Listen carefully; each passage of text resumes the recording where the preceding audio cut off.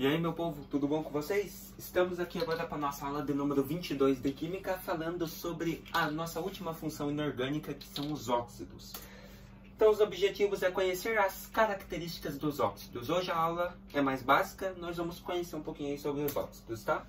O que são óxidos? Vimos ácidos, que liberam íons H+, em solução aquosa, bases liberam hidroxila, OH-, e os sais são formados a partir de uma reação entre ácido e base, que nós chamamos de reação de neutralização. Mas o que são óxidos? Óxidos são substâncias que possuem oxigênio ligado a outro elemento químico. Por isso é oxigênio, óxido, tá? E a única coisa é isso, são elementos que possuem o oxigênio ligado a outro elemento. Então a fórmula é bem curtinha mesmo. São compostos binários, ou seja, compostos por dois elementos. Então, como dito, são substâncias formadas pela combinação de dois elementos. Um desses elementos é sempre o oxigênio, por isso leva o nome óxido. A fórmula geral de um óxido é essa aqui, ó, YO, onde o O é o primeiro elemento, que é o oxigênio, e o Y é um outro elemento qualquer. Se tiver um elemento ligado ao oxigênio, é um óxido. Beleza? Então, olha um exemplo ali que tem na fotinha. A gente tem vários, né? Temos o MgO, ou seja, temos o magnésio e o oxigênio. Daí temos o Na2O, temos sódio e oxigênio, óxido também. Temos o SO3, enxofre e oxigênio, ou seja, são todos óxidos, são todos elementos que estão ligados a um único outro elemento, que é o oxigênio. Fechou? Então isso são óxidos. Bora lá. Os óxidos podem ser classificados em três diferentes grupos: óxidos ácidos, óxidos básicos ou peróxidos, tá? Óxidos ácidos, também chamados de anídridos, eles se formam a partir da reação com água, H2SO4, originando ácidos. Então, olha só. Exemplo. O ácido sulfúrico H2SO4 se forma a partir do trióxido de enxofre, SO3, em presença de água, H2O. Beleza? Então, óxidos ácidos são isso. São aqueles que se formam a partir da reação com água. Beleza? Partindo disso, nós temos os óxidos básicos. São aqueles que, ao reagirem com a água, dão origem a bases, por isso são óxidos básicos. Já quando reagem com o ácido, dão origem a sal e água. Então, um exemplo. O hidróxido de cálcio, CaOH2, provém da reação do óxido de cálcio, que é o CaO, com a água. Ou seja, o óxido de cálcio reage com a água, dando origem a uma base, que é o hidróxido de cálcio. Viu só? Então, são óxidos básicos. E por fim temos os peróxidos. Esses óxidos possuem dois oxigênios ligados entre si. Então um exemplo é o OO2, né? Ou seja, são dois oxigênios ligados por uma ligação simples, dupla, seja o que for. São dois oxigênios ligados. Então são peróxidos. Beleza?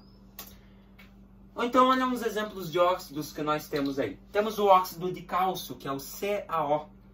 Obtido a partir da decomposição do calcário, é usado na agricultura para diminuir a acidez do solo e também na preparação de argamassa na construção civil, ou seja, construção de prédios, casas, construção de edifícios para a sociedade.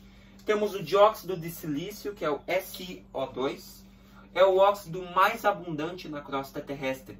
Ele é um dos componentes dos cristais, das rochas e da areia, ou seja, pode valer bastante. Óxido nitroso, que é o N2O, conhecido como gás hilariante, esse óxido inalado em pequena quantidade provoca euforia, mas pode causar sérios problemas de saúde. É utilizado como anestésico, ou seja, anestesia. Tá? Tudo que é anestésico em excesso causa com certeza grandes danos ao seu corpo. Daí temos o dióxido de enxofre, que nós chamamos de SO2. É usado para a obtenção de ácido sulfúrico e no branqueamento dos óleos alimentícios. É um dos principais poluentes atmosféricos em dias úmidos. Combina-se com o vapor de água da atmosfera e origina a chuva ácida. Então a chuva ácida é originada a partir do dióxido de enxofre, tá? Dióxido de enxofre, trióxido de enxofre, são tudo eles que provocam chuva ácida. Chuva ácida é aquela chuva que às vezes não te queima, mas só pelo pH dessa chuva, se você pegar a água e ver o pH, vai ter um pH menor que 7, ou seja, ácido. Beleza? Pode ser uma coisa próxima de 6,8, 6,5, mas menor que 7, ácido. Beleza? Daí temos então o monóxido de carbono, que é o CO, usado para obter certos produtos químicos e na metalurgia de aço, ou seja, em indústrias de aço. É normalmente o principal poluente da atmosfera das zonas urbanas, né, das cidades. Inalado combina com hemoglobina e das hemácias do sangue, beleza? Ou seja, causando grandes danos também ao sangue. E daí nós temos, claro, com o nosso querido, que também é um óxido, né? Por isso que ele recebe o nome de dióxido de carbono. Vamos aprender a nomear esses óxidos aí na aula que vem, beleza? Bem facinho.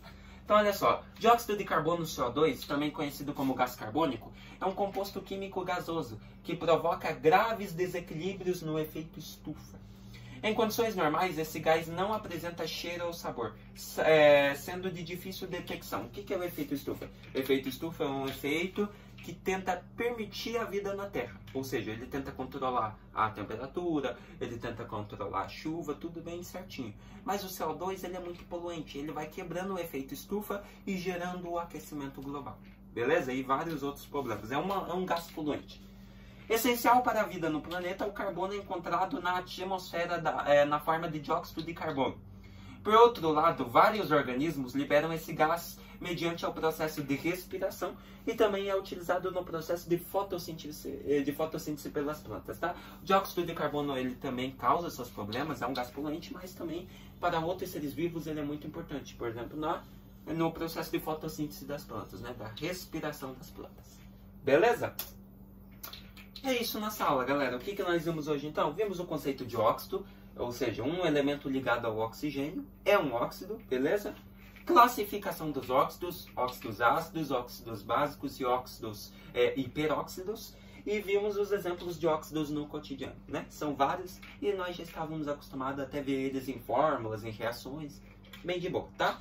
Próxima aula vamos continuar em óxidos, para nós encerrar esses assuntos aí de funções inorgânicas.